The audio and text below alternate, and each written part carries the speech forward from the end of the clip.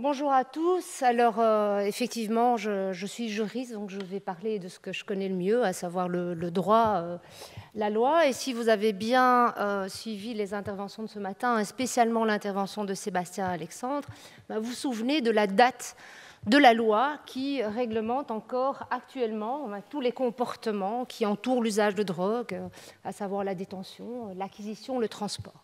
Est-ce que vous vous souvenez de la date de cette loi? 1921. 1921, donc Sébastien a dit, c'est une loi qui est pratiquement centenaire, c'est une vieille dame. Et donc il faudrait peut-être penser à la réformer, voire à l'abolir. Non pas qu'il faut réformer tout ce qui date, tout ce qui est vieux, mais il faut réformer ce qui ne correspond plus aux réalités de terrain. Il faut réformer ce qui crée de la souffrance. Et donc il faut changer de paradigme, même si je crains d'utiliser ce mot. En tout cas, il faut changer notre perception sur la perception qu'on a vis-à-vis des drogues.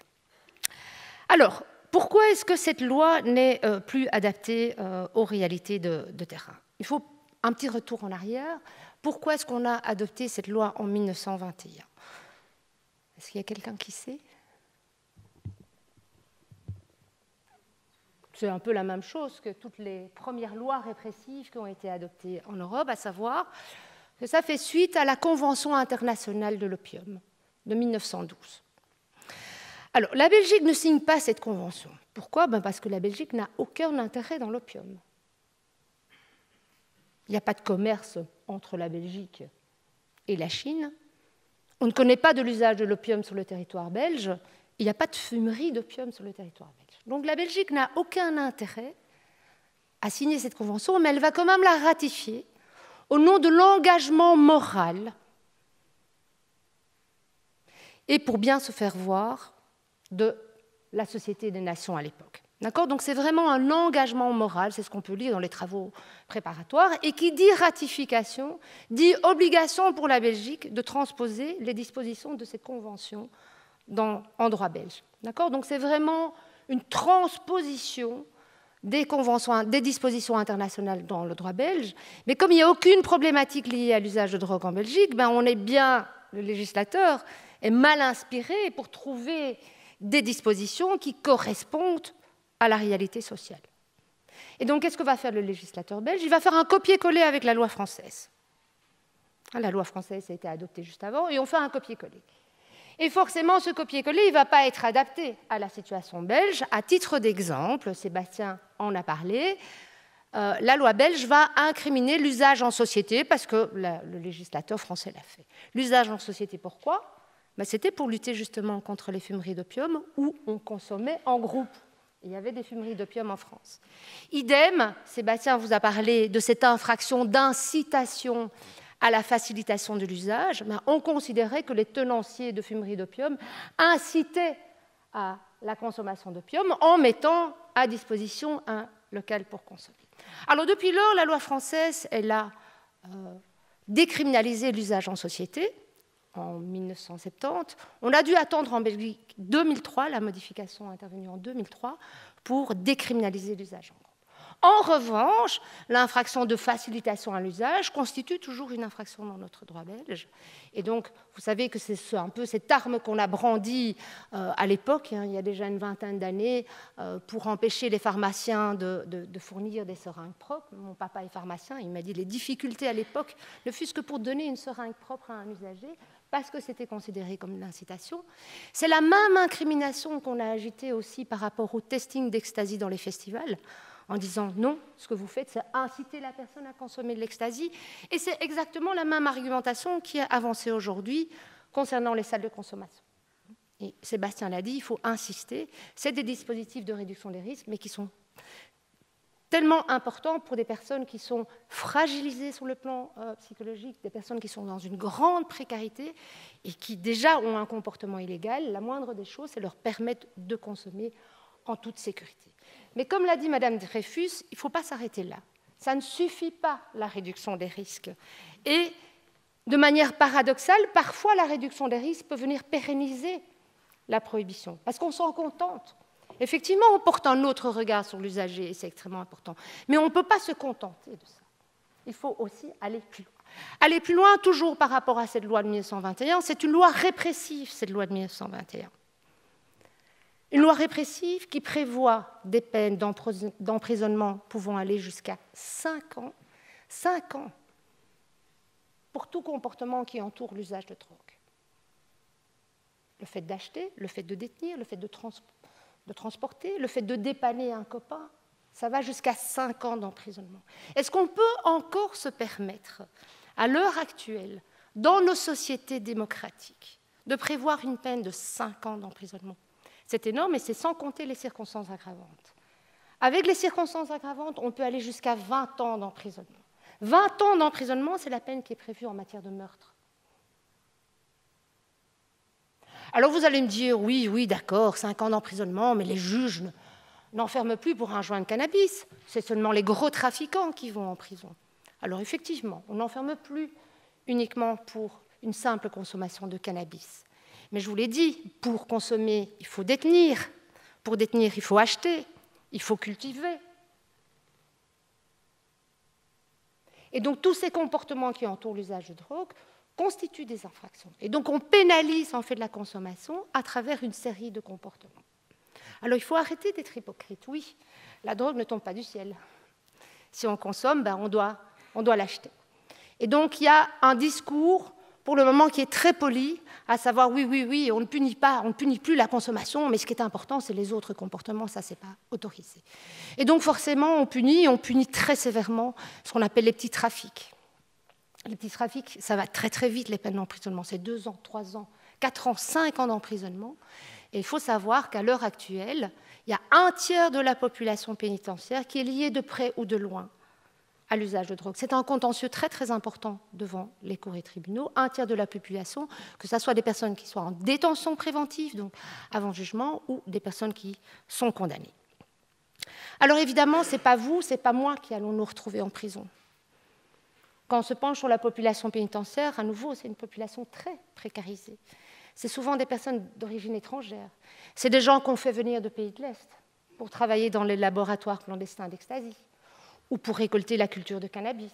C'est des mules, comme on les appelle, à savoir des personnes en provenance d'Amérique du Sud à qui on fait avaler des capsules de drogue au péril de leur vie. Et c'est ces personnes-là pour assouvir la consommation européenne.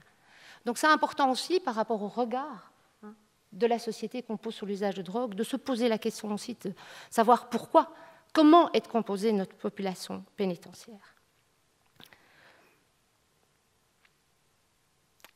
Alors, par rapport aux usagers qui sont dans des situations de grande dépendance, donc je parle notamment des usagers d'héroïne, ces gens sont souvent amenés à commettre des petits larcins pour assurer leur consommation, et donc ces gens vont se retrouver devant le juge. Alors les juges, ils sont humains, et souvent ils sont désarmés devant cette problématique, mais le problème c'est qu'un juge, il doit appliquer la loi. Mais la loi permet au juge d'être plus clément vis-à-vis des usagers de drogue, et permet au juge de, par exemple, décider d'une suspension du prononcé, donc ça veut dire qu'on ne va pas condamner la personne à une peine, mais on va la soumettre à un délai d'épreuve pendant un certain nombre d'années. Ou bien on va condamner la personne à une peine d'emprisonnement, mais avec un sursis.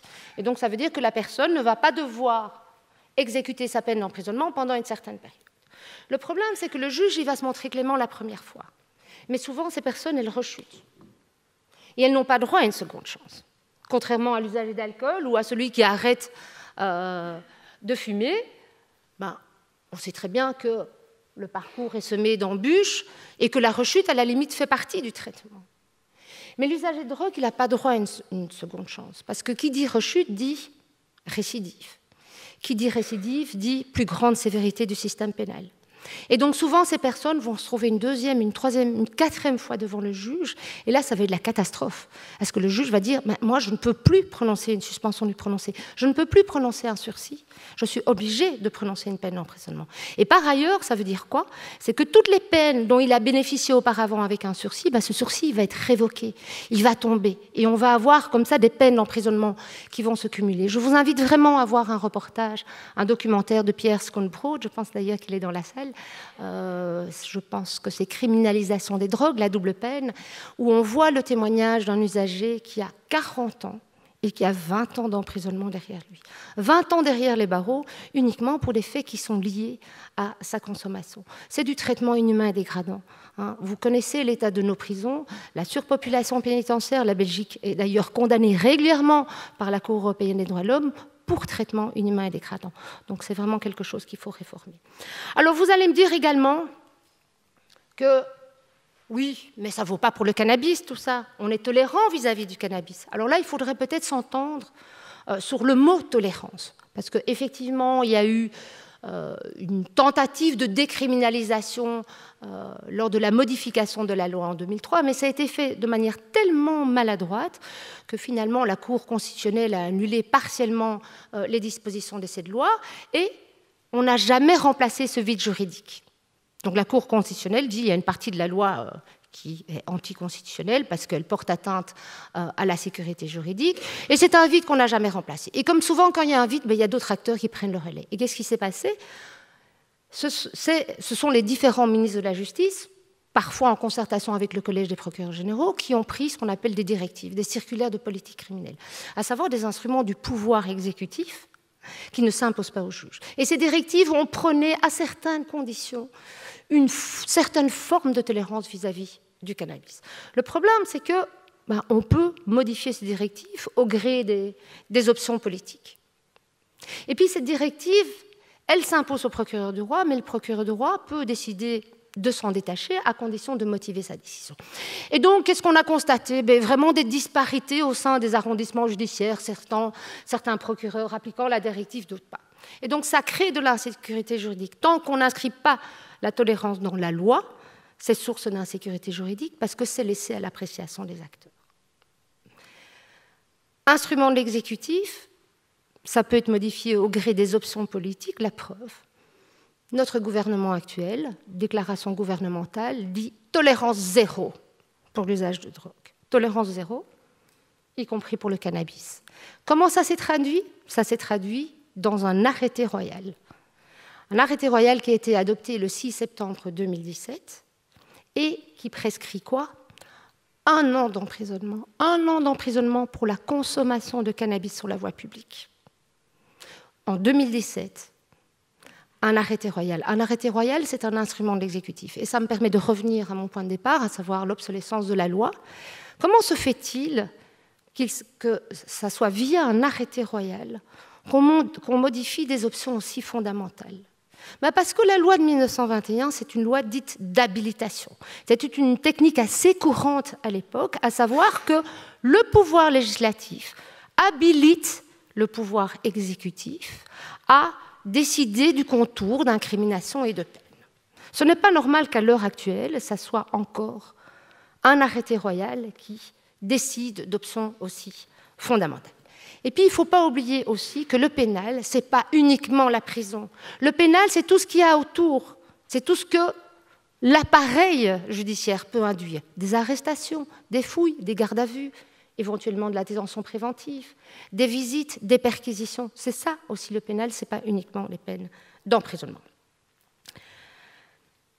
Alors, et j'en terminerai par là, la question qu'on peut se poser, c'est la question du pourquoi.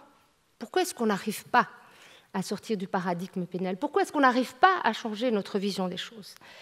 Alors évidemment, la question tient à différents facteurs. On pourrait se poser la même question par rapport à l'avortement, puisque c'est un sujet d'actualité en Belgique, et évidemment, ça sort un petit peu de mon domaine de compétences, mais on peut peut-être avancer quelques pistes. La première, c'est la symbolique du pénal. C'est important. On estime qu'il est important de maintenir un interdit pénal dans la loi pour éviter la transgression d'un comportement. Or, il faut le dire, il faut le répéter, ce n'est pas uniquement le pénal qui peut assurer l'effectivité d'une loi. On peut passer éventuellement par d'autres types de sanctions si on veut sanctionner le comportement. On peut par exemple passer par des sanctions administratives. Et j'estime, moi, que symboliquement, il faut sortir du pénal, c'est très très important. Il y a aussi la peur irrationnelle, et on sait que la peur est souvent mauvaise conseillère.